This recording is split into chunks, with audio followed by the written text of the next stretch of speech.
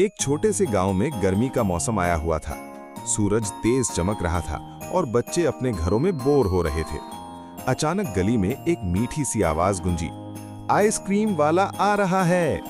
ये सुनते ही अली, अहमद, जैनब और सारा खुशी से उछल पड़े। वो फौरन अपने घरों से पैसे लेकर बाहर दौड़ पड़े। गली के कोने पर एक रंग बिरंगी गाड़ी खड़ी थी जिस पर मुख्तलिफ जायकों की आइसक्रीम सजी हुई थी। आइसक्रीम वाले अंकल मुस्कुराकर बोले, आओ बच्चों, कौन सी आइसक्रीम चाहिए? अली ने चॉकलेट, अहमद ने स्ट्रॉबेरी, जैनब ने वनीला और सारा ने मैंगो आइसक्रीम ली। सब बच्चे एक दरख्त के नीचे बैठ गए और मजे मजे से आइसक्रीम खाने लगे। ठंडी ठंडी आइसक्रीम खाकर उनकी गर्मी भी दूर हो गई और वो खुशी से हंसने लगे।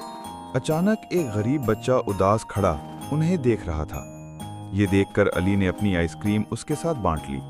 बाकी बच्चों ने भी ऐसा ही किया।